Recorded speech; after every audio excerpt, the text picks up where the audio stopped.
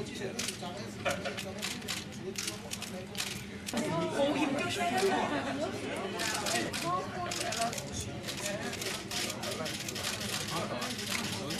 you look at the three companies there, the only one is the listed company is actually Gopinath.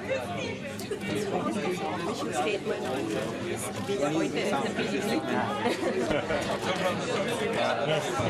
As we know, the responsibilities will start, in terms of how we, what we need to finalize and to obtain approvals for. But as Yang Ahmad Muhammad said in the onset of the conference today, I think through the RFP a year ago, it was very clear to us that the state's imperatives, the three main ones are like one is like Yang Ahmad Muhammad said, deal with the traffic congestion to improve the quality of life, and it has been done in a very sustainable manner.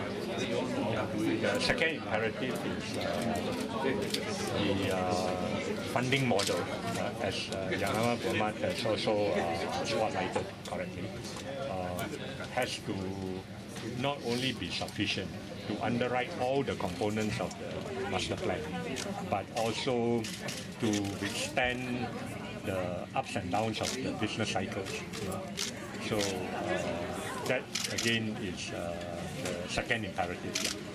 And then the third imperative is, as you can see now with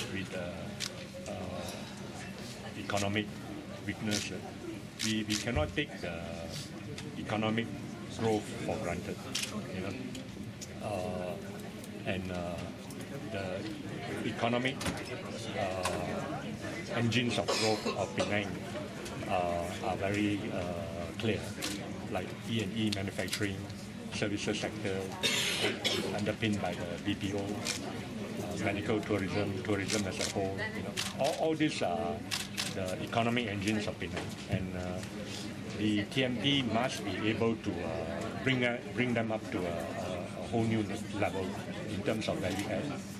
So these are the three imperatives that the state has defined for us, and we believe these are the correct strategies going forward. So the TMP is all focused in terms of its strategy to deliver this. Does it have a timeline to actually discuss with the federal government the license?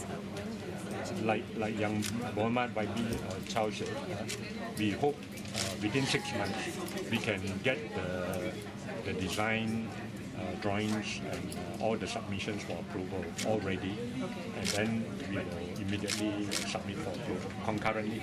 That means not only the LRT project, but also the land swap project. Basically, I think this one is to have a more holistic economic growth, because we know that the economic growth nationally is weakening because of various factors.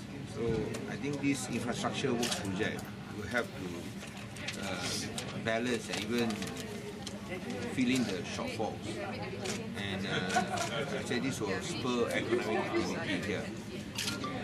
The point is, I think the infrastructure development for Penang, it takes a very huge proportion of our GDP, because our GDP is 67 billion. So you can imagine this 27 billion, what is the proportion of our GDP? And that doesn't take into account the multiplying effects. You take a multiplying effects of around 1.7, you're looking at not just 50, you're looking at 45 billion or so, which takes even a bigger proportion. So I think this is this project is something that we wanted to proceed.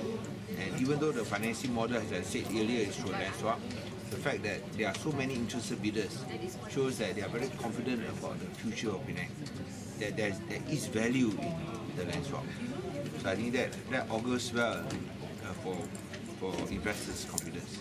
I think you can see that happening. I mean, not just because of this project alone, but also investors coming in IKEA, for instance, and then Saindabi also signing a joint venture agreement coupled with the Temasek Holdings. So you not only have marquee names, but you have substantial and what we call the Gilt Age sovereign funds, Temasek Holdings, and also GLCs, huge GLCs like Sandabi, which is a Malaysian-owned conglomerate. The fact that you have two Malaysian GLCs, two nationally owned companies, one is Sandabi, the other is Temasek, by two different countries coming to Penang is again a testimony to their confidence in us, and we are confident that this transport master plan will push Penang further forward, will propel Penang into the next decades. I have said on Wednesday, all the bidders were assessed based on several criteria. Amongst those are technical, financial capability, funding model. Technical capability includes their experience, and I think Gamunda is the name in rail and infra development in the country. And probably we have got the top brand name in rail development in the country. So that I think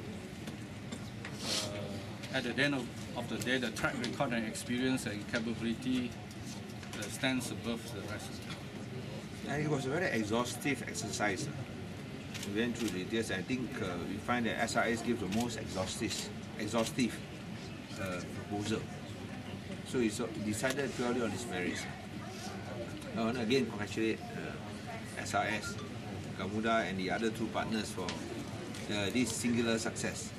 I think it's one of the largest infrastructure works handled out. I mean, outside the Klang Valley, it should be the biggest. Outside the Klang Valley, it should be the biggest. Of course, the MRT is 54 billion.